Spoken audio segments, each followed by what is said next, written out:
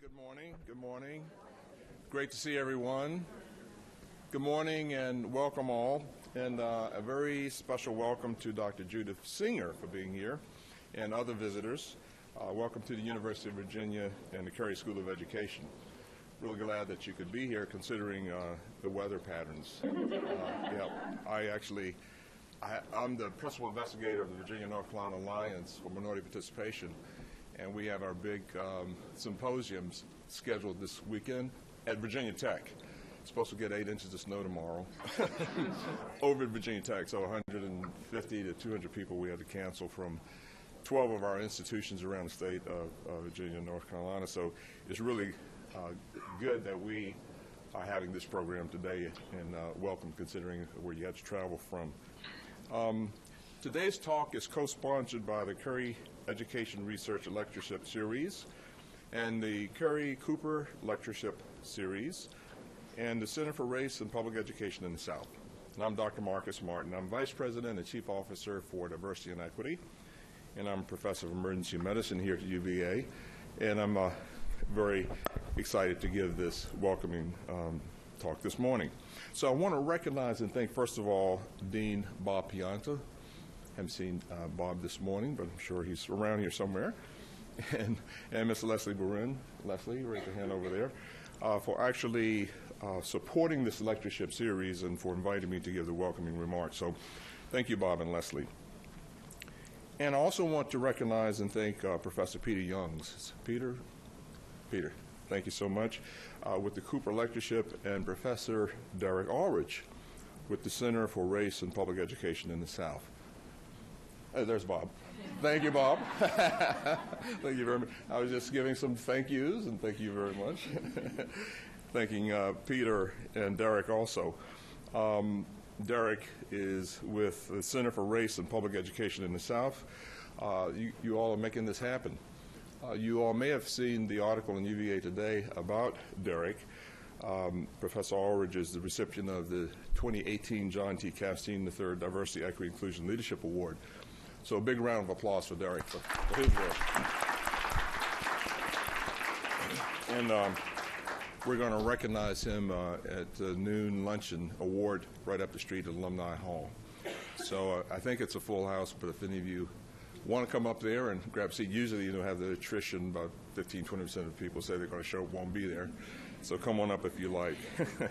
It's happening right at noon at Alumni Hall.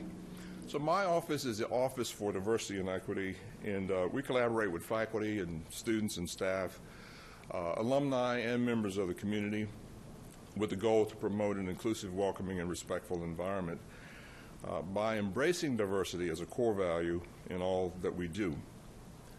We assist where we can, and we monitor UVA's efforts to recruit and retain faculty, students, and staff, particularly from historically underrepresented groups, knowing that diverse individuals and diversity in scholarship enhances the academic and cultural experience, as well as work and life at the university and in the community. And we know that assembling and supporting a distinguished faculty is one of the pillars in UVA's strategic cornerstone plan. The UVA administration, president, VPs, provost office, schools, and deans are committed to recruiting quality faculty from a diverse pool of prospects, and also committed to retention and leadership development. Today's talk on lessons learned in fostering faculty development and diversity will be given by Dr. Judith Singer, Senior Vice Provost for Faculty Development and Diversity, and James Bryant, Conant Professor of Education at Harvard University. Harvard has made considerable strides in fostering faculty development and diversity, and very notably so in women tenured faculty ranks. So we are delighted to welcome Dr. Singer and hear her presentation, which will provide a historical view of the changes at her institution and concrete strategies for making these types of institutional changes we'd like to see do here as well. Dr. Singer is widely published. She is an internationally renowned statistician with scholarship focusing on improving the quantitative methods used in social, educational, and behavioral research. Dr. Singer was the first woman to be elected both a member of the National Academy of Education and a fellow of the American Statistical Association. She's also a fellow of the American Educational Research Association. And in 2012, she was nominated by President Barack Obama and confirmed by the U.S. Senate to serve as a member of the Board of Directors of the National Board of Education Sciences. And in 2014, Dr. Singer received the Janet L. Norwood Award for Outstanding Achievement by a woman in the statistical sciences. So please join me in welcoming Dr. Judith Singer.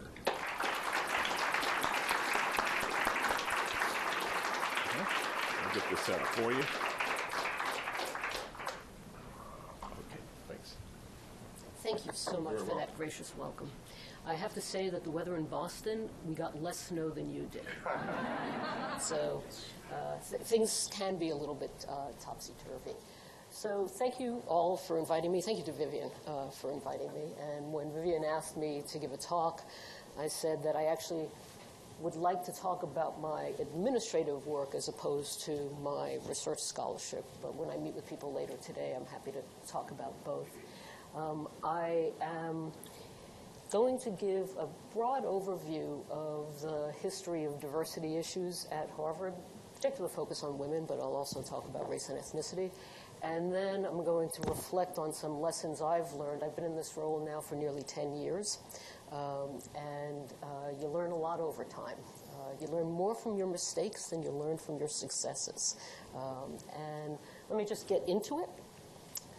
So Harvard is the oldest university in the United States. UVA is pretty old, founded in 1636. Part of its charter was to educate the Puritan youth and the Indian youth. I'm pleased to say that January 2018, we finally recruited our first professor of indigenous history, a fellow named Phil Deloria, who himself is Native American. But that just gives you a sense of how long things take. Okay. The history of tenured women is perhaps in some ways even more checkered. Harvard had no tenured women at all until 1947. So for its first 300-plus years, there were no tenured women on the faculty. Harvard, after all, was an all-male undergraduate school and graduate school, but Radcliffe, which was founded alongside and eventually merged in, was there as well, but there were no female faculty. In 1947, right after the war, Radcliffe received a donation from a family that at that time it was legal to give terms that said the chair would be designated for a woman. That's illegal now, but at the time that was legal. So Radcliffe got this chair, and it went to Harvard and said, I'll give you the money if you hire a woman. So there was an endowed chair. Harvard couldn't get the money if they didn't hire a woman, so they found a woman. Okay. Helen Modcamp, she was the first. On my office's website, we have a timeline of the first tenured women at Harvard. That chair, at the time, there was mandatory retirement. So when the first woman retired, there was a chair, there was money. They couldn't use it unless they found a woman. So they found a woman. She retired. There was a chair. It rotated to 3 people. And in 1970, so how many people remember 1970? Okay, come on, there are a few people who might remember 1970. Right? 1970s is sort of the beginning of the women's movement. There were no tenured women in the Faculty of Arts and Sciences at Harvard University at a time that Ms. Magazine was being founded, et cetera. The dean of the Faculty of Arts and Sciences appointed a committee on the status of women. There was no women to chair the committee. It was chaired by a man. And the recommendation was to tenure some women. So in the next 2 years, 5 women were tenured. So by 1972, which is actually the year I started college, there were 5 tenured women on the faculty at Harvard. This is not a history to celebrate. I hope you're getting this message, okay? By 1975, there actually were 10 tenured women scattered around some of our professional schools, the Ed School, not surprisingly, the Medical School, the School of Public Health. Between 1977 and 1995, gradually every school started tenuring a woman. Our last school to tenure a woman was our Graduate School of Design, our architecture school. That was in 1995. How many people remember 1995? Yeah, okay. So just imagine there were schools at Harvard where there were no tenured women in 1995. Okay. Between 1995 and 2005, the number of tenured women in the Faculty of Arts and Sciences doubles, goes up to 86. By 2005, 14% of the tenured faculty in arts and sciences are women. This is a really bad history. So our then president, Larry Summers, went to a conference at the National Bureau of Economic Research where the question was, why are there so few tenured women? And in particular at Harvard, but more generally in academia. And he made a set of remarks that I need not go into detail here, but it certainly was heard around the world. And the upshot of the remarks, like any good president, was to create a task force. I should say, you have a great president coming. Jim Ryan is the dean of our Graduate School of Education, and you are very, very fortunate to get Jim. He will be a terrific leader. So Larry formed these task forces. They were chaired by this woman over here, Drew Faust, who at that time was the dean of the Radcliffe Institute. And the other two women were chairs of sub-task forces. The woman in the center, Evelyn Hammonds, was my predecessor in this role, and Barbara Gross, who became dean of the Radcliffe Institute when Drew Faust became president of Harvard. The major recommendation was, if you want to make change, you've got to put somebody in a position of authority and have them focus on these issues. That as long as it's going to be left to the individual schools, there's not going to be any change. And so to create institutional change, they created the office. Evelyn Hammonds, the woman in the center, was the first Senior Vice Provost for Faculty Development and Diversity. She did the job for about 2.5 years. The first year was still under Larry Summers. The second year was during an interim presidency. And the third year was under Drew Faust, but she appointed her dean of Harvard College, and so I got a phone call. So let me talk about what my office does, and then I'll talk about how we're doing by the numbers, and then I'll talk about some lessons and strategies that we've learned. I want to make it clear, we do not have this solved. Okay, this is a work in progress. We take 2 steps forward, we take 1 step back. And so this is an ongoing, continual effort. This is not box checking. This is really digging in. My office serves as a central faculty affairs office. I understand from my conversation with folks in the provost's office here that your responsibilities are actually quite similar to mine. We focus on entry. We do a lot of work on initial faculty appointments, both helping with recruitment, helping with dual career situations, but also oversight. Second part is advancement, faculty review, retention, and promotion, and especially the tenure process. We have a very elaborate tenure process that I'm happy to explain, but I won't go into here. But one of the ways in which everybody at the university knows that my office and I have some, at least perceived power, is that I set and sit on every tenure review. And so it gives visibility to the role of faculty development and diversity, not just as something on the side, but something that's integral. And then work on the quality of life as a faculty member. And I'll give some data about department climate, about work-life balance, and things along those lines. And my office, not surprisingly, places special emphasis on tenure-track faculty and minority faculty at all ranks. So these are data that are describing progress since my office was established. The top lines in red are for women, tenure-track faculty and tenured faculty. The light blue lines are minority faculty, and then we break out by Asian and underrepresented minority faculty. And the good news is all those lines are going up. That's the general trend. As of this year, 40% of our tenure-track faculty are women, 27% of our tenured faculty. Given that I was talking about when the office was established, it was 14% tenured women. It's now 27%. I'm hoping by next year it'll be 28%. I mean, we've really made a huge push when it comes to women. We're making an equally huge push when it comes to minority faculty, and especially underrepresented minority faculty. There are pool issues that make it particularly challenging, and one of the things I think we all can do in the academy is think about, I've been talking with people about pipeline programs and other kinds of programs to increase the number of people who are willing to enter academia. Not surprisingly, these percentages vary enormously by school, and which is essentially a proxy for field. So overall, if I combine the ladder and the tenure track and our tenured faculty, we just crossed the 30% line. As a point of comparison, the U.S. Senate is 21, well, actually it's 22% women when Al Franken resigned. It used to be 21% women. The U.S. House of Representatives is 19% women, and governorships is 12% women.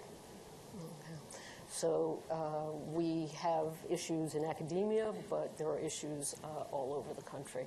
Not surprisingly, in arts and humanities and the social sciences, the percentages are higher.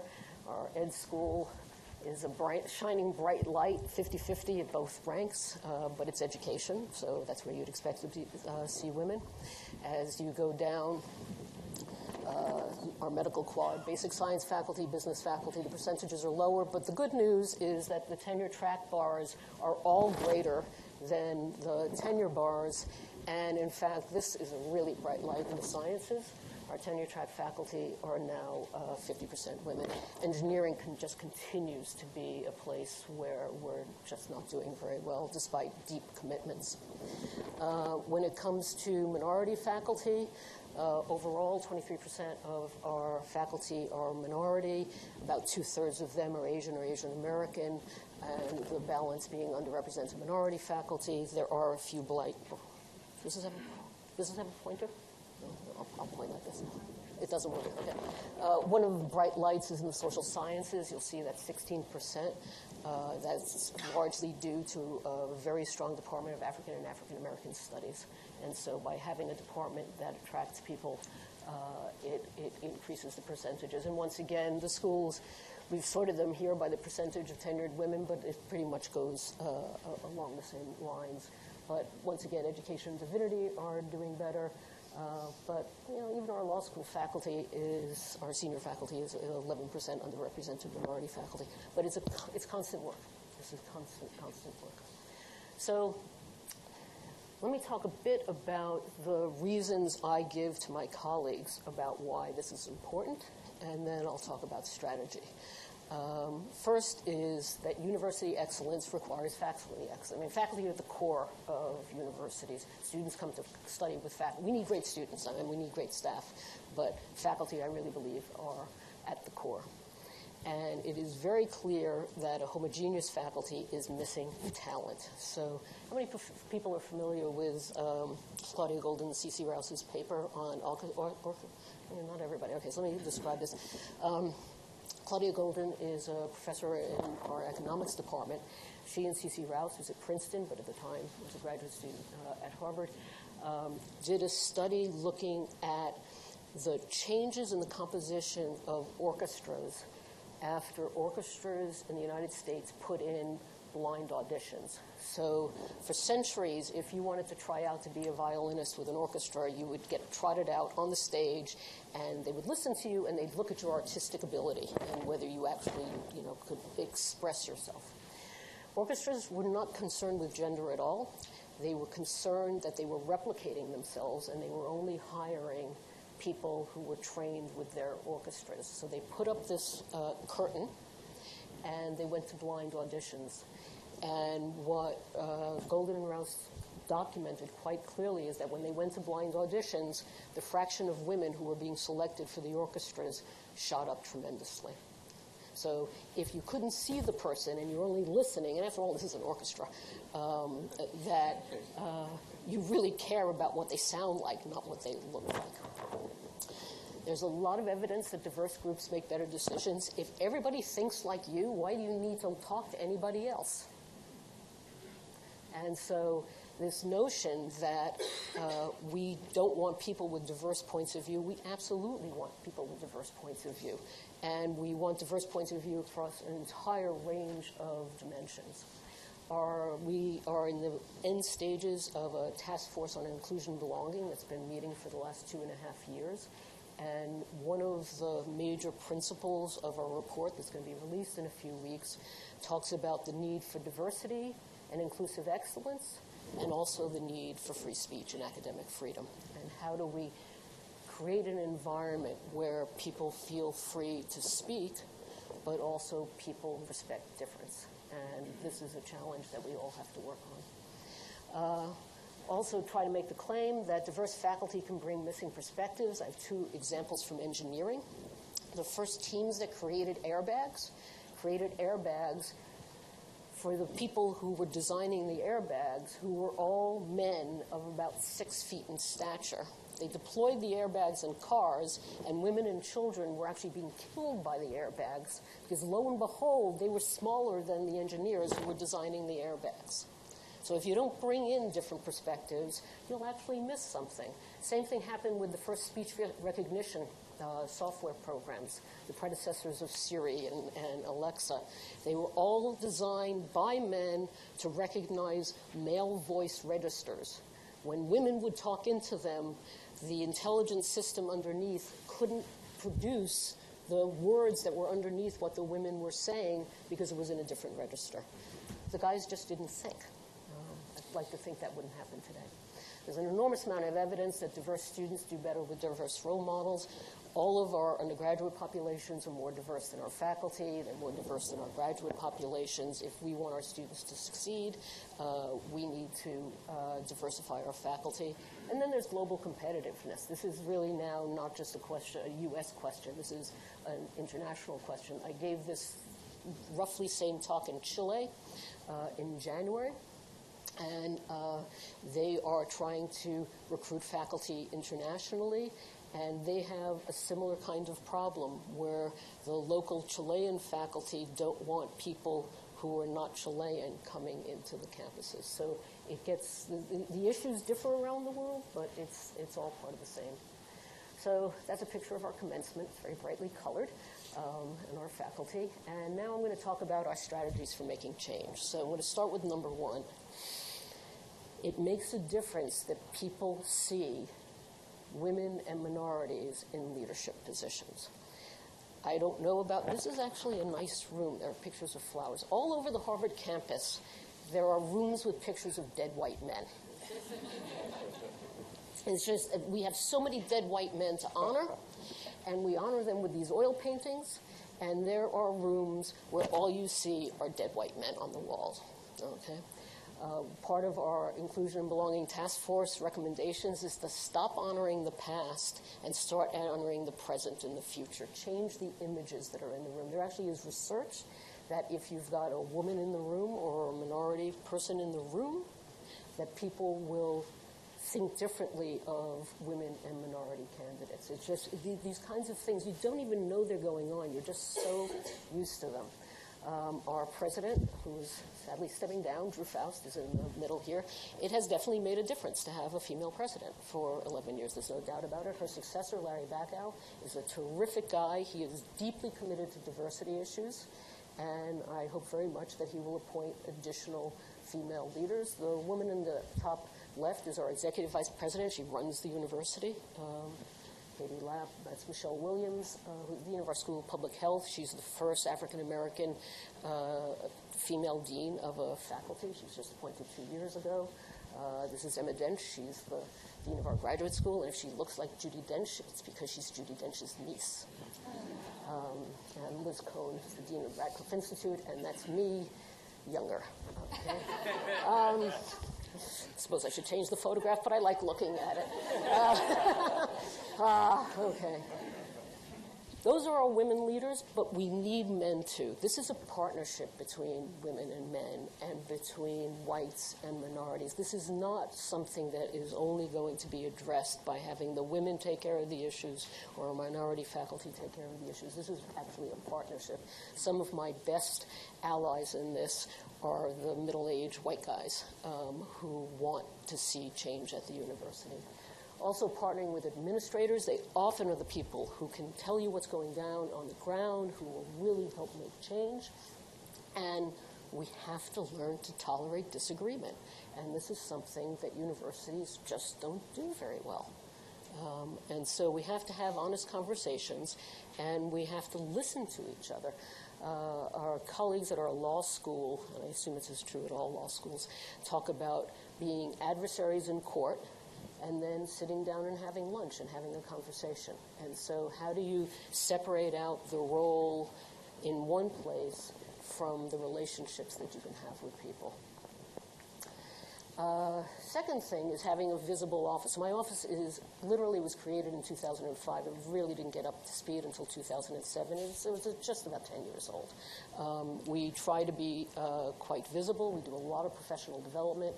All our professional development is up on the web, so if you go to my office's website, faculty.harvard.edu, you'll see events on how to write op-eds and how to conduct faculty searches and a whole variety of things along those lines. The website is active. Faculty Finder is a way of finding people across the university. We're very decentralized, so we're trying to build links so that if you want to find a colleague who does work on a particular topic, you can go in and type in the keywords. Faculty geomap, we diverse, sort of spread out in the Boston area, so people can go on this map to see who lives near them. So if their car breaks down, they can carpool, or they can somehow make connections. And also, I'll talk in a minute about the Watch Portal, Web Access to Care at Harvard, which has about 3,000 people in it as a babysitting service with the high school and college-age kids of Harvard faculty and staff, offering services to the entire Harvard community. And an enormous number of faculty community building events. I hold events in the art museums, at the American Repertory Theater, all over the campus to try to bring people together and build community. And it provides an opportunity to do the kind of retail politics. I joke that I want to know every single faculty member, and I'm actually pretty close to it, but it's an uphill battle. So since this is sort of a research talk, I'm not going to talk about my research. I'm going to talk about other people's research on this kind of work. I'm going to start out with work on implicit bias. I would imagine everybody in this room has heard of the concept of implicit bias. I am very fortunate. Masreen Banaji is one of my colleagues. She's also the senior advisor to the Dean of the Faculty of Arts and Sciences on faculty development and diversity. When we do events on the art of running a faculty search, Masreen and I partner together and talk about how to overcome some of those implicit biases. She would be the first person to say that the research on discovering them is far more advanced than the research on overcoming them. But being aware, and in fact, that one of the things that she does talk about is changing the pictures in the room and changing the people on the committees. That actually does have an effect. If you have, how many people have never taken an implicit association test? Never. You've all taken it. Great. I don't have to tell you. Take another one. They're fun. Iris Bonet is another colleague of mine. She runs the Women in Public Policy program at the Kennedy School. This is something you may not know about. The Gender Action Portal is a place you can go to see tested interventions that are designed to get rid of gender differences in the workplace. There's a lot of really interesting stuff there. And now we're going to test your perceptions, okay? So it is very hard to convince the average faculty member at Harvard, and I think I could say UVA, that they're not always right, especially tenured faculty. I mean, it's just you've gotten the seal of approval. Obviously, you're omniscient and you're always right. So these are two different little tests that I'm going to go through. The one, are you sure you want to turn that system off? No. No, I don't. Oh, there we go. Okay. All right. So now, let's see. This is not, there we go. Let's go here. So, whoop, wrong one. Okay. You will see that? Okay. So Roger Shepard was a psychologist who was very interested in perception and people's visual perception. So those are two tables, right? How many people think they're different sizes?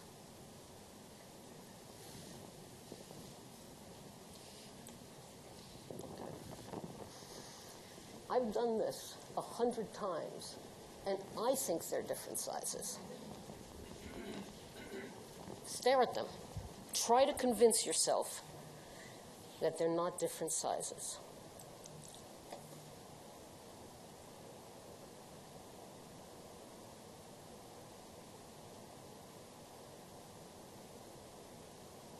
They're identical. Those tabletops are identical. It's the perception, it's the 3D perception of the legs that's throwing you off.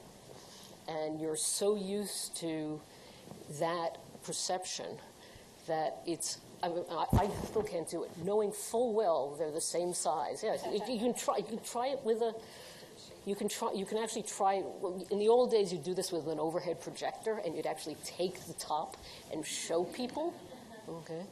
But it's absolutely the same size. Yet your perception, and it's impossible to overcome. It's really impossible to overcome.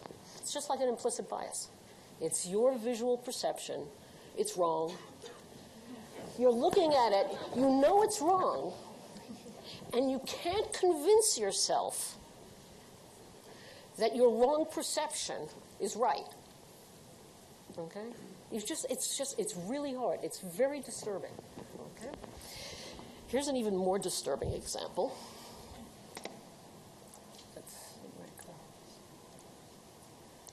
There we go. So, actually go back to well, actually I'll just go to this one. Okay, this is, so look at this fellow. His face is being manipulated by visual adjustments. And just gauge your reaction to the person.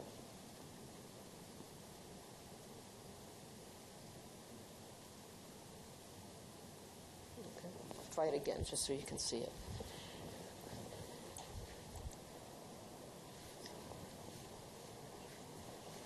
I'm just changing. I'm not doing it. This is a guy named Alex Todorov. He's at Princeton. And at this point, it's less, people judge this person to be less competent. Much less competent. Because it's what, and he's got a lot of these examples here. So these are cases where your perception is, what happened to my talk? Where'd it go? Where did my talk go? Help? Where'd it go? Where'd it go? Which is it? Laptop, no, podium PC? You all see it and I don't. You see, my perceptions are off. Where? Help. Where'd my talk go? No, that's my website. My talk. There it is. Thank you. There we go. Okay. So these are just two examples. I've got hundreds of them, where your perceptions don't match your impression on the left side, or you are feeling differently about seeing this face because this fellow has manipulated features of this person's face. And your perception changes of how you experience it. Here's some additional research evidence. The chart on the left is actually out of The Economist. It was from a research paper that came out a few months ago. Next time you're at a seminar, keep track of who asks the first question, male and a woman, and then keep track of who asks the subsequent questions. I have for years been one of those people who asks the first questions, because if you set the example of asking the first question, other people will follow. And if a man, in this case, and actually I modified to say a white man asks the first question, that's who's allowed to ask questions, and people become less likely to do it. This is just empirical evidence showing it. This is a paper that just came out a few months ago in the American Economic Review on the co-authorship penalty. This happens to be in economics. Heather Sarsons is just finishing up her Ph.D. in the economics department, being advised by Claudia Golden, who did the study on the orchestras. Economics, as different fields have different authorship rules. So in some fields, the order of author actually determines the work that people did. In some fields, being the last author is the senior author. In some fields, being the first author is the senior author. And in economics, it's alphabetical. This paper looks at the probability of tenure for men and women by economists by the proportion of papers that are co-authored. The blue line at the top shows that there's no relationship for men between having co-authors. But for women, the more you co-author, the less you will get credit for it. And there's no correlation between gender and alphabetical order. And women who co-author and who co-author heavily get much less credit. Two other examples of this. One is Ann Case and Angus Deaton. They've recently retired from Princeton. They're both economists. Angus Deaton won a Nobel Prize. When the paper that was authored by Case and Deaton got written up in the New York Times, it was by Angus Deaton and his wife, Ann Case. Ouch. Ouch. This happens frequently. Here's more. Publishing while female. This paper is under review. They looked at the readability of papers written by men and women. Women's papers had to be significantly more readable to get accepted in a journal than men's papers. Faculty service loads and gender. This is a paper on it. This is one of those things my mother would have said, you don't need a paper. Women do much more of the service in academic departments. Gender disparities in colloquium speakers at top universities. Just 2 weeks ago, Neil Ferguson at Stanford University at the Hoover Institution had an invited conference on history. This is not a STEM field. History. All of the speakers but one were men. All of them. 30 people. 29 men. How did this happen? Oh, well, I just used my networks, and the women said no. And this is 2 weeks ago. This is not ancient history. Constant vigilance.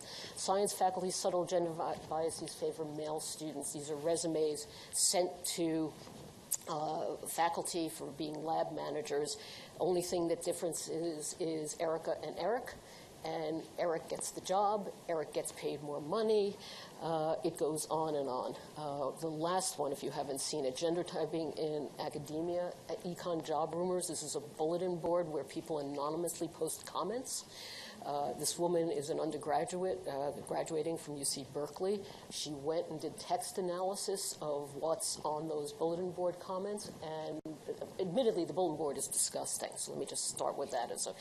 However, it is that much more disgusting when comments are being written by women economist faculty. These are people who should not have these kinds of comments. And they're all these sexual comments, not about the work, whereas for the men, by and large, it's about the work. There's also another bias there for gay, lesbian, and transgender faculty who also get dinged in this kind of way. There are so many papers, I'm just not going to go through them. I'm happy to talk more about the literature. There's an enormous amount of evidence about the disparities by gender, by race, in what people experience in academia. So, what to do? Make change. Don't accept we've always done it this way. So one of the problems at my university is that everybody thinks we're pretty good, and when I say we should do something differently, they're like, oh, well, that's going to be the downfall of the Harvard faculty. So trying to do things differently is hard in an institution like UVA or Harvard that thinks it's pretty good at what it's doing. So one of the biggest changes at Harvard, actually due to Larry Summers, is we moved to a tenure track in the mid-2000s. We did not have a tenure track when I was hired. I was told, assume you will not get tenure.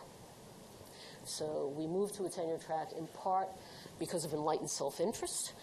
It was getting harder and harder to recruit people from the outside. Dual career situations made it that much harder. And the faculty we were recruiting as our junior faculty were not always our first choices, because our first choices had other choices, and they took the other choices, so we got our second and third choices. And when it came time to review them, they were our second and third choices. So it just reinforced the view that you shouldn't have a tenure track because the people from within are not as good as the people you hire from the outside. This was a very painful process. We're still going through it in some departments. 12 years later, where we had to work through the group of people who were on the faculty. Our Graduate School of Design just moved to a tenure track last month. It's going to start in the fall. So it's taken time for different schools. Remember, our Graduate School of Design was the last one to tenure a woman, too. So schools are doing this in a slower pace. So we now are broadcasting best practices in faculty review and promotion. We talk a lot with our deans and our academic deans and our deans for how to do this. Help faculty to understand what their responsibilities are, and so they'll be much more transparent about promotion guidelines. For faculty who aren't on tenure clocks, so at our medical school, in our hospitals, our faculty are not on clocks. So 2 people go to their chairs. You're not right. You're really not ready. Okay, you need 3 more papers. I know you think you should be promoted. Oh, you're doing great. You're doing great. Okay? If there isn't a policy in place, you're much more likely to have these kinds of implicit biases kick in. So when people are not on tenure clocks, you really have to be extra vigilant. Ensuring sign-offs on both short lists and long lists. I'm still working on this, because long lists are really when there's an opportunity to make change. By the time people are at short lists, or by the time you've got a final candidate, it's too late. You've got to intervene earlier in the process. And the other part is evaluating appointment outcomes as a group. So no one would admit an entire class of white men into any of our programs. It's what one of my colleagues calls the Massachusetts police chief's problem. So Massachusetts has 350 cities and towns. Each one needs a police chief. By and large, they are all white, Italian, or Irish men. If all the cities and towns would get together and say, let's come up with a pool of people who could be police chiefs, and then think about where they should be allocated, we would have a very different pool of police chiefs. But if you make the decision one by one, perfectly reasonable people could say, oh yeah, he looks right. He looks right. He looks right, without thinking about the collective. I've also been making this recommendation to professional societies about awards. The number of times you see the award slate at a professional meeting that all goes to white men, or in some fields also Asian men, it's absolutely appalling. So what I've been recommending to professional societies is the awards committees give a central committee a slate of 3 people that they all think are worthy of the awards. So you give them a pool, and then the central awards committee figures out how to have a slate of people getting in the awards. In other words, this cluster hiring is another way of thinking about it. That's what this is, but the cluster hiring is another tricky matter. If you have a cluster hire for 3 people, I can guarantee you that the 4th person on the list is going to be a woman or a minority, and they're going to go to the provost's office and say, and won't you give us another line? Okay. So trying to empower the groups. Actively recruit large and diverse applicant pools. Post and pray does not work. I'll give you an anecdote. There was a search I'll anonymize the department. The short list that the search committee brings to the department is all male, all white male. And somebody says, weren't there any women out there? Well, yes, they are, but they didn't apply. Go see Judy. So he comes to my office, tells me this story, and I said, well, did you call them? I'm supposed to call them? We posted an ad. We're Harvard. We don't have to do that. I said, no, you call them. So he gets on and sends emails, sets up phone calls to particular women that he's quite interested in, and said, why didn't you apply? And they said, each of them said, your ad said we're looking for people with exceptional track records, and I'm a postdoc, and my track record's not exceptional. He got them to apply, and one of them's on our faculty now. So that kind of intervention is so hard for my colleagues to think is something we have to do. There was a study done at MIT.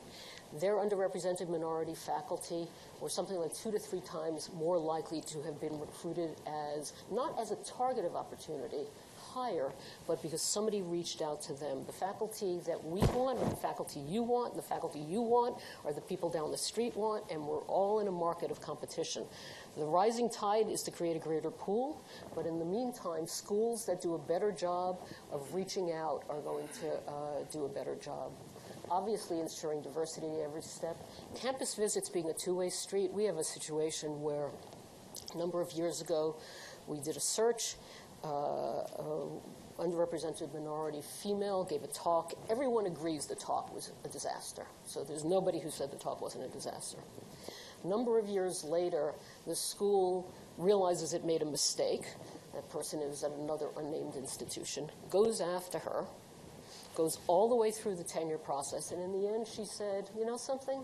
You didn't treat me very well. If that's the way you treat people, I realize you want me now, but that's not the kind of institution I need to be at. And so that was a real soul-searching moment.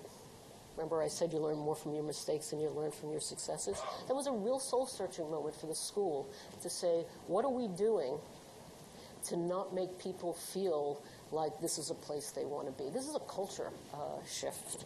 And then the final point about mentoring, we're really making a big push on mentoring, that we want our faculty to be supported. We want them to succeed. It is extraordinarily expensive to do a faculty search.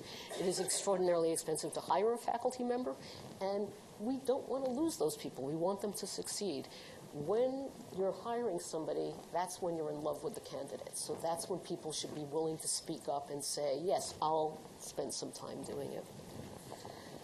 But we also are making it clear that faculty have to take responsibility. This is a two-way street.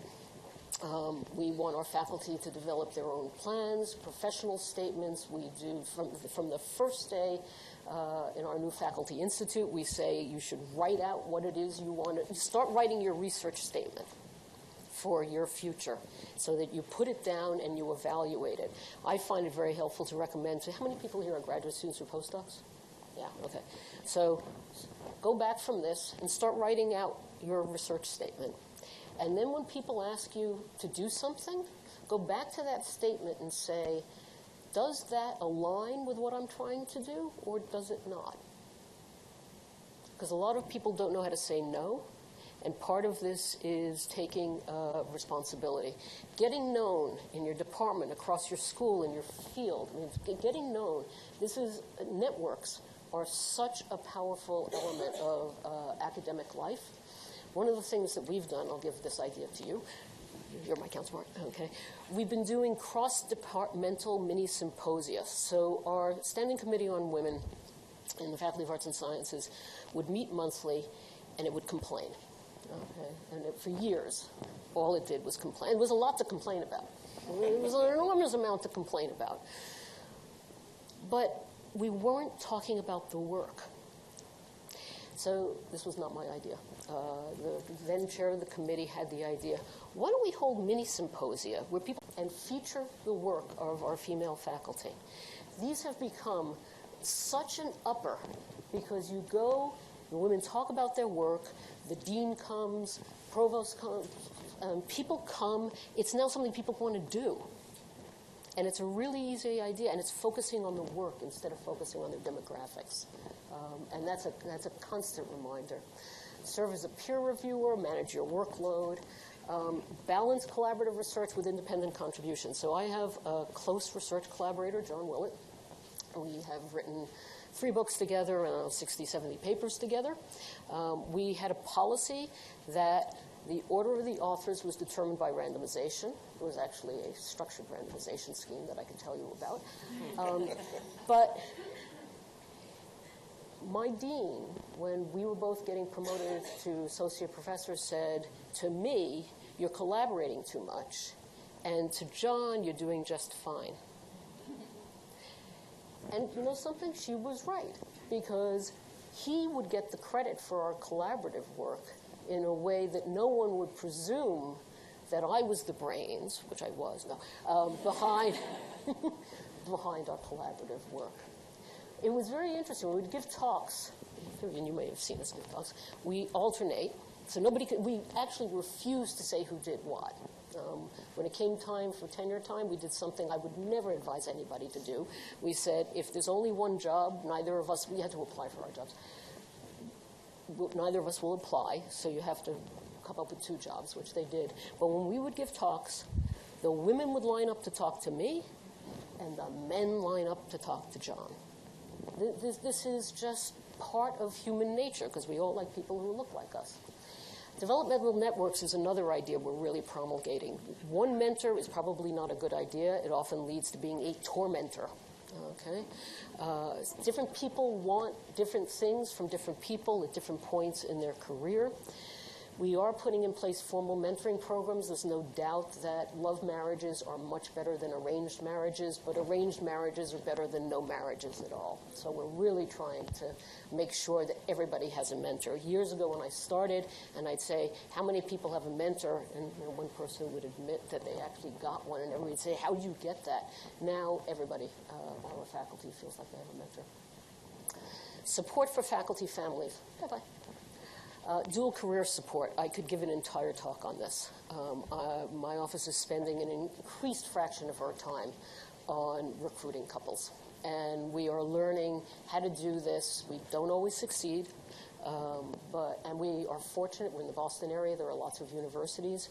We have recently formed a Metro Boston Vice Provost for faculty group so that we share resumes, and we try to build the networks across our local universities. But if people's partners are not happy, they're not going to be happy and they're going to leave. So this is something that all universities are facing. Tenure clock extensions and workload reductions for new faculty parents. I was academic dean of the Graduate School of Education in the late 90s, early 2000s. Faculty would come in and say, I'm pregnant. I'd say, that's great. What are we going to do for you? No, what are you going to do for me? Nothing. That's shifted all over academia. That's sort of standard. Are there on-campus childcare centers here? Yeah, okay. So we have 6 on-campus centers with about 380 slots. We are currently planning to build a 7th center. This is a huge issue for us. Having on-campus childcare that's high quality, that people feel good about, is something that we're pouring a lot of energy into. Portable childcare scholarships. We subsidize childcare for our faculty on a sliding income scale. We are awarding about $1 million a year to our latter faculty to subsidize childcare. It's extremely expensive in the Boston area. We just changed the program we had a linear sliding scale. We've changed it to a non-linear sliding scale, so our lowest earning faculty are getting subsidies up to $24K a year. And it is making it possible for people who in a different era would not have been able to afford childcare, being able to afford it. That's expensive. The next one's not expensive. Okay, this is a dependent care travel fund. We provide up to $1,000. We actually gross it up, but we provide $1,000 for travel. If you have to go to a conference and you have to bring a nanny along, if you're a single parent and you don't want to leave your teenager at home alone, we'll pay for somebody to come and stay in the house. Those subsidies, which are only $1,000 a trip, have made such a difference. So that's a small amount of money. The child care subsidies are huge. This is a small amount.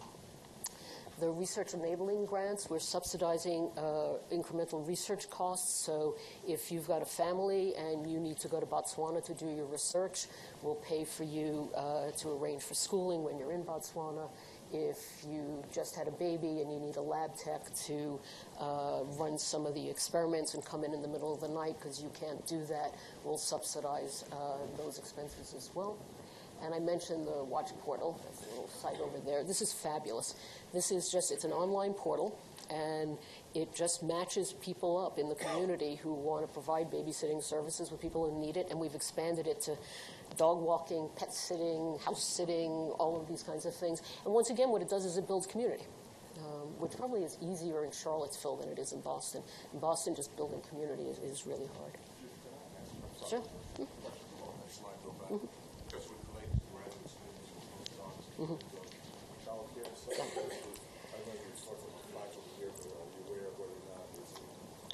It's a huge issue.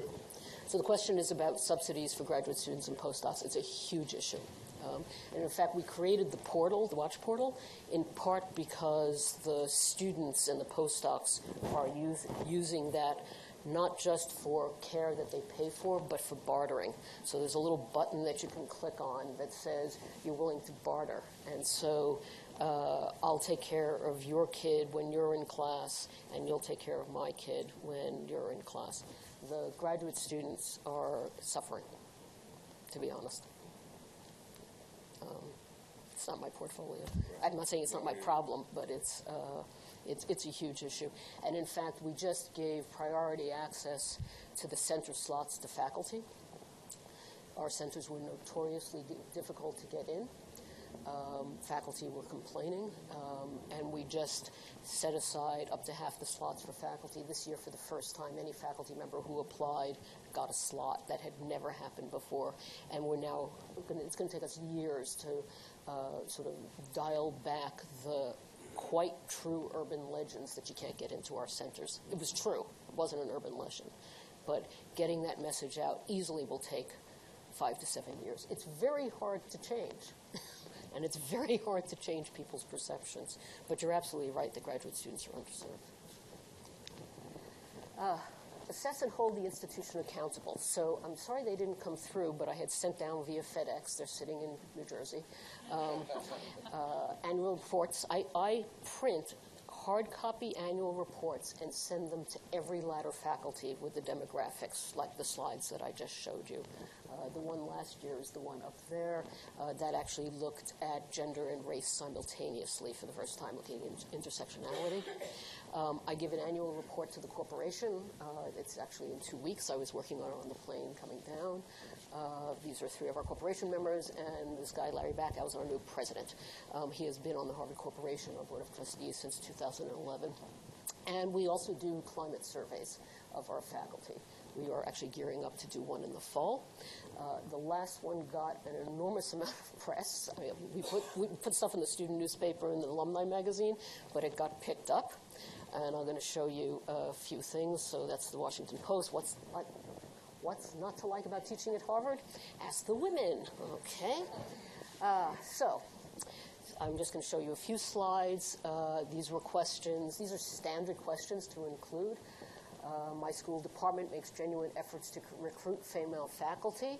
I'm going to focus on the disagreement. So only 6% of the men disagree and 19% of the women.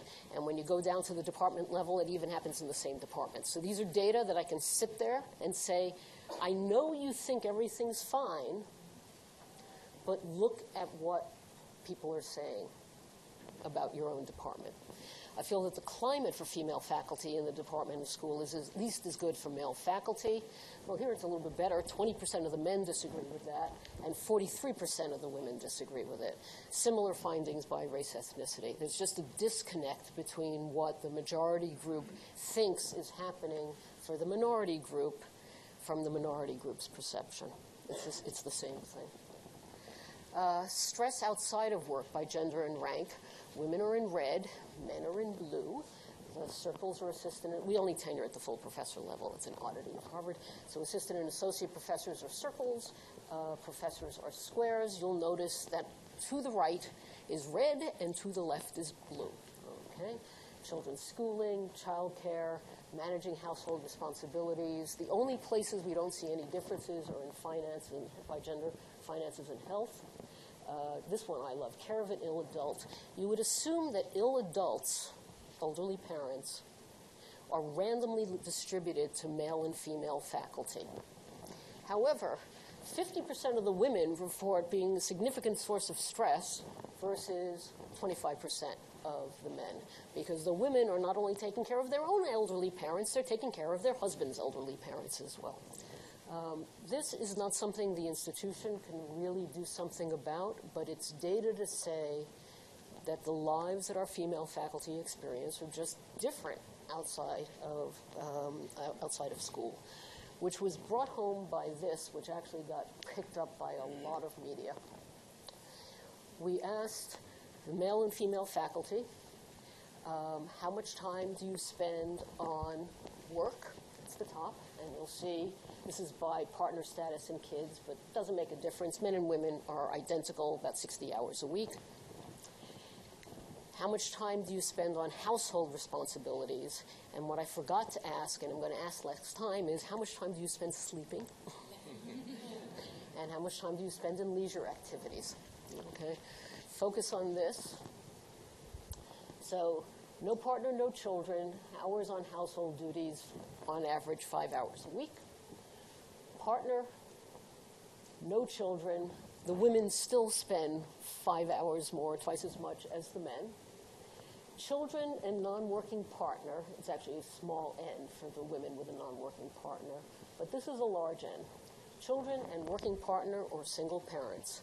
The women are working, on average, 40 hours a week on household responsibilities, and the men, on average, are working 20 hours a week. That's why I need to ask about sleeping and leisure activities. This chart got shown all over the campus. I wanted every female faculty member to go home and say, honey, look at this. Is this what we want? So I'm going to stop there. I think I have enough time here for questions, and thank you for your patience.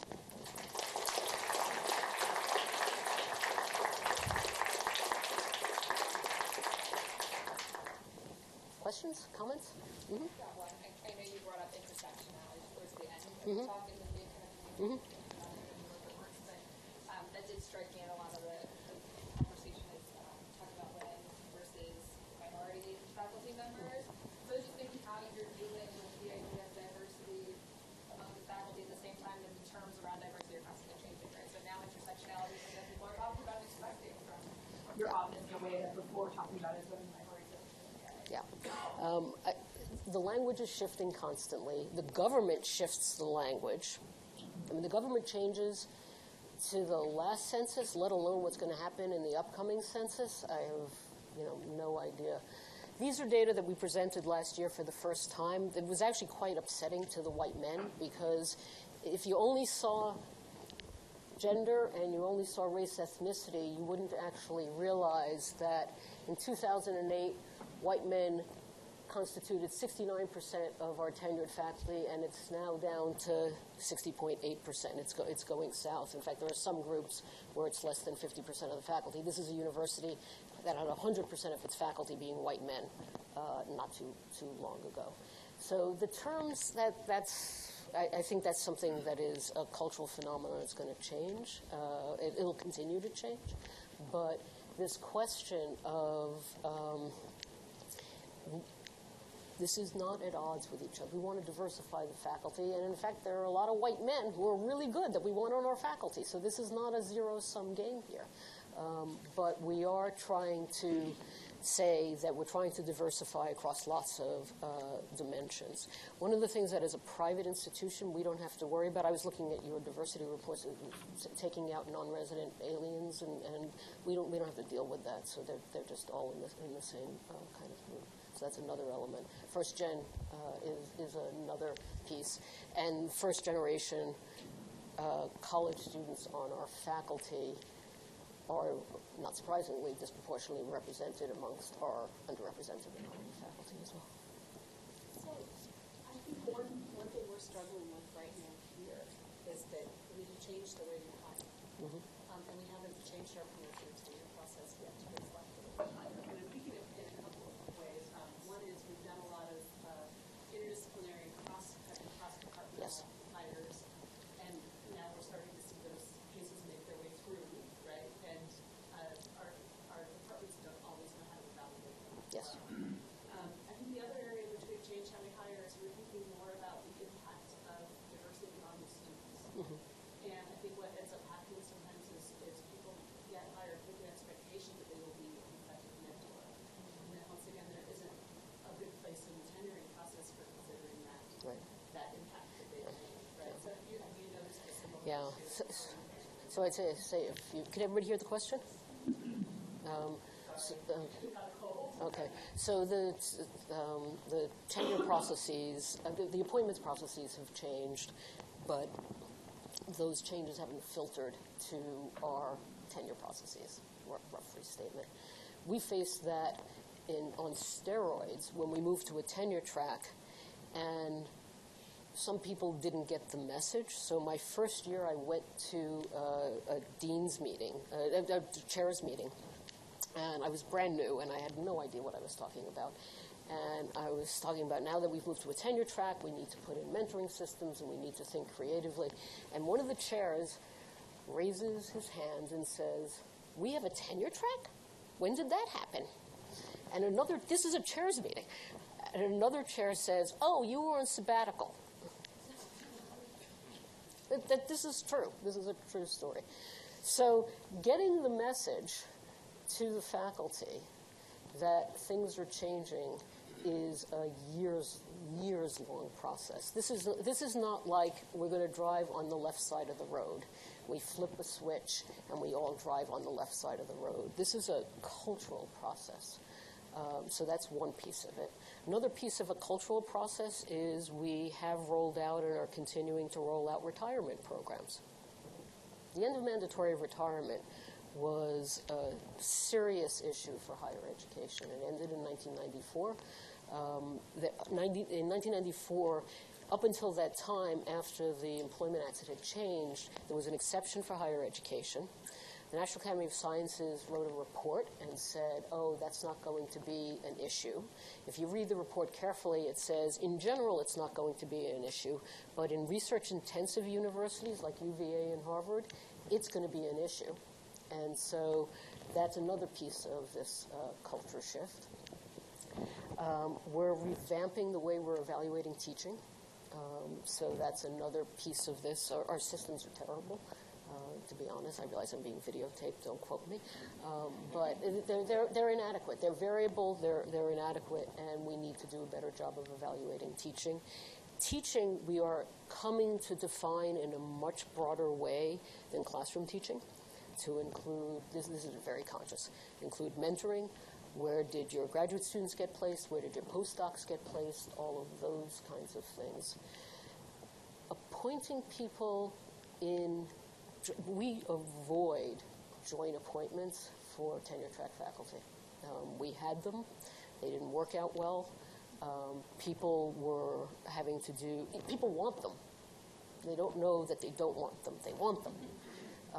But it didn't work out so well. We could see time after time, you've got 2 sets of faculty meetings to attend, 2 sets of colleagues to meet and work with. So we've actually steered very strongly away from joint appointments. That's not to say that people aren't doing interdisciplinary work.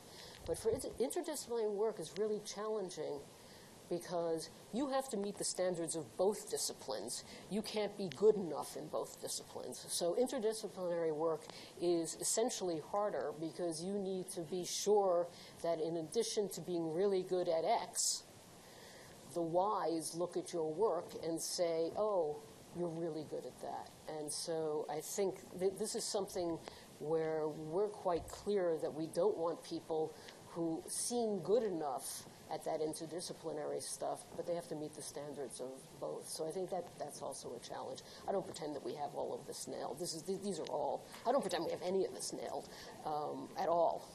This is all a work in progress.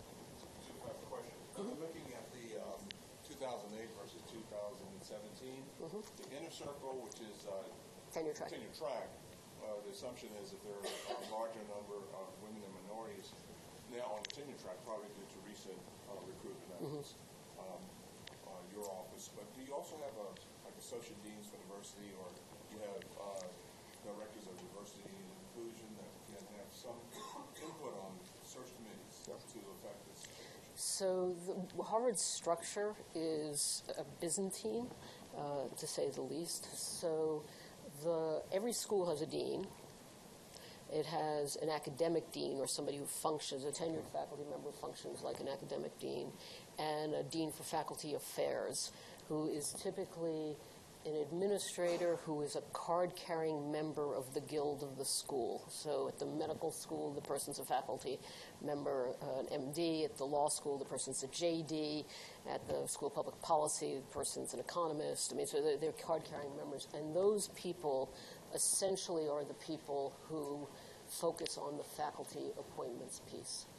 Many of our schools also have associate deans for diversity and inclusion. The titles vary, but they tend to focus more on the student side than the faculty side. So we have a bit of a firewall between staff, too much of a firewall, frankly, between staff, faculty, and students. This task force that I mentioned on inclusion and belonging doesn't want to say this is the way to do it at the school level or even at the university level, but it's hard to have a one-size-fits-all because our environments are so different. So several of our schools do have associate deans for inclusion and belonging, diversity, inclusion, and belonging, but the faculty piece tends to be through academic affairs because the people who are trying to influence, this is once again the alignment of responsibility and authority. So the people who have to have the responsibility need to be able to say, no, I'm not going to sign off on that short list. And that can't be someone in a position who's not in faculty or academic affairs. Whereas on the student side, it's a little bit different. And we're a work in progress, I think is the way to say it. So I think it's a fantastic idea to include women and underrepresented minorities in leadership and visible roles. How do you balance that with the increased responsibility, and especially since these groups tend to be younger because they're a newer cohort coming in, now they have additional sort of mentoring responsibilities, service requirements. So how do you... Can people hear the question? Yeah, okay. So I don't have a good answer. I will say that we, like most universities, are disproportionately tapping, in particular, our underrepresented minority faculty to take on leadership roles often too early. And I counsel people against it. Because your success in any, this is my view, I have no data to support this, your success as an academic leader is dictated in large part on your reputation as an academic. And if you stop doing the work that gets you that reputation too early in your career, you can never get it back. So I think, when I try to carve out time to get research done, it's nearly impossible, but I don't think anybody's looking at my CV and saying, you haven't done enough. But people who do it early, I think there's a tendency to do it too early. And I try to resist that tendency and protect people. And try to protect people. But people have to make individual decisions for themselves. The solution to having the same women on all the committees is have more women on the faculty. It's just harder when it comes to minorities. Somebody said, we're asking too much of our women to be, there should be a woman on every tenure review committee. I said, 27% of our tenured faculty are women, so on average there should be at least one woman on a tenure review committee. 10 years ago, I couldn't say that. So that's the argument is increase the pipeline, but also protect people. But people have to make their own decisions. There's a question back there first. Yeah, and then you. I really enjoyed your thoughts about putting together a sort of a research manifesto, I guess, and matching that up with the opportunities offered. But there are a lot of aspiring female faculty members, aspiring members in this room. I was wondering what other advice you might have for them. Go for it. Go for it. So I'd say a few things. One is academics do a terrible job of portraying being a professor as a fabulous job. Right? You're laughing because you recognize what I'm saying, okay? We're overworked, okay? We're overworked, okay? We are running around like headless chickens, okay? We have all these service responsibilities, and we don't make a lot of money, right? Who would want this? What we forget to say is all the fabulous things about being a professor. So I think folks in the room who are faculty, one of the things you can do is not just complain, but also explain that being a faculty member is like the coolest thing on earth. And it's cool because you get to choose what you do. You don't have a boss. Your dean is not your boss. Anybody who's a dean knows that you are not the boss of the faculty. You don't have a boss. In fact, you're basically an independent entrepreneur. You go where your ideas lead. I mean, there are very few lots in life that allow you to pursue things just because they're intrinsically interesting to you.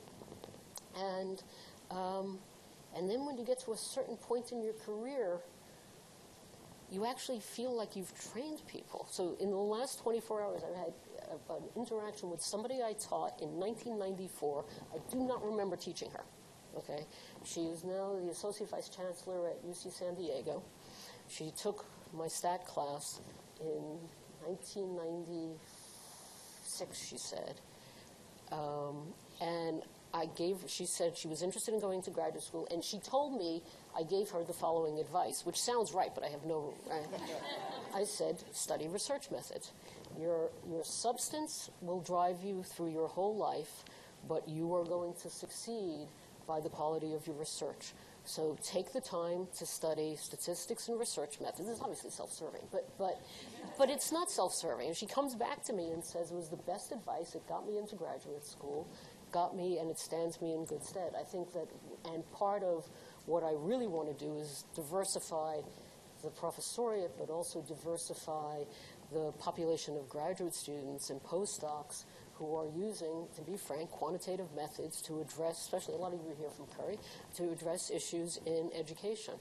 And I want to break the correlation between demographics and research methods and research traditions. So that's another piece of it. Be strategic. There's nothing wrong with being strategic. John and I used to have a list of fans and gods. The fans were people who cited our work. The gods were people whose work we cited. We would send every paper we wrote to both. We'd go to conferences. If you go to a conference, how many people are going to a conference in the next year?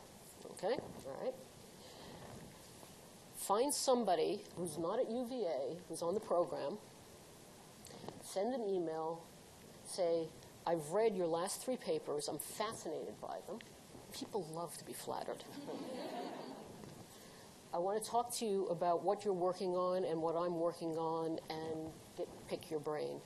No, if you do it that way and say, I've read your work and I'm really interested in your ideas, that will make the conference worthwhile. If you sit in like this and never ask a question and never talk to those people, conference was a waste of your time. You might as well just sit and watch people on YouTube. It's just not worth it. And if you send it in advance, most people will respond. They may say they're too busy, but try another person. Put yourself out there. The networking that comes from that. And ask questions. I mean, I use that slide because, well, Vivian, you know me at 3, right? Okay. So we're both members of the Society for Research on Educational Effectiveness. I have pretty much a policy of being the first person to ask a question after every keynote, and it's usually a zinger. It's respectful, but it's a zinger. I mean, it's purposeful. And it's to have people feel like I can do that too. I don't know if that's, I don't really put you on the spot. What your reference checking process is for your faculty. And do letters, you call them, have you looked at the implicit bias impact of that process? Okay.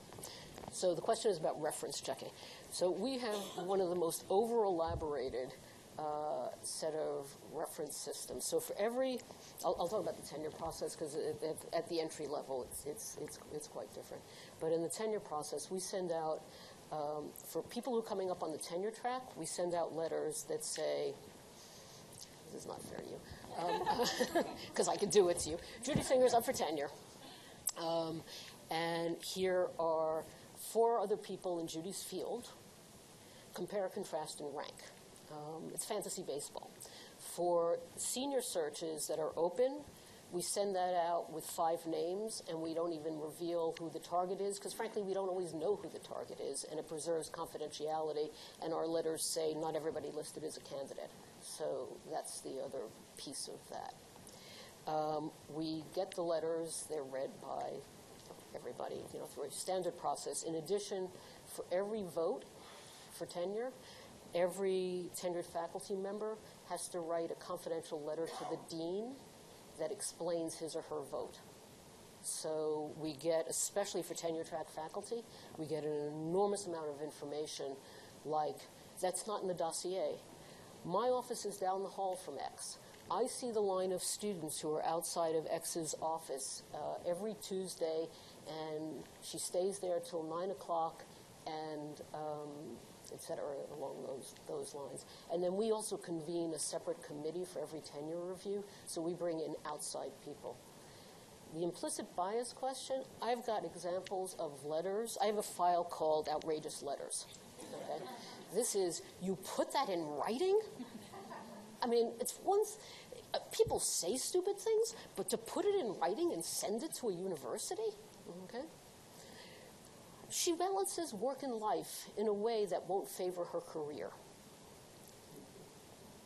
That's not the worst of it. We were recruiting a husband and a wife. They didn't come, but they do a lot of work collaboratively. Some of the letters we sent to people to only evaluate the husband. Some we sent to evaluate the wife. And then there were some people we asked to write for both. This one person writes back and says, when I'm talking about their joint work, I'm going to use the identical paragraph. And when I'm talking about their separate work, I'm going to use separate paragraphs. And then in that paragraph that talks about the person, this sort of star quality and, contribution to the field, the letter for her says, she did this all the while having 3 children. So I asked, are those children his? Because his letter didn't have anything about children. There is, okay? So all of those letters that talk about balancing work and family, and she did this while having children, all those do is remind people of the gender differentials. So we see these kinds of implicit biases everywhere. What we try to do is call it out and say, that letter, because if it's buried in the letter, you have to know that it's dripping through other parts of the evaluation. So I can't eliminate it, and that's in fact this problem, because we could do all the training in the world on our own campus, but we're going to be soliciting input from other campuses, and there are a lot of jerks out there.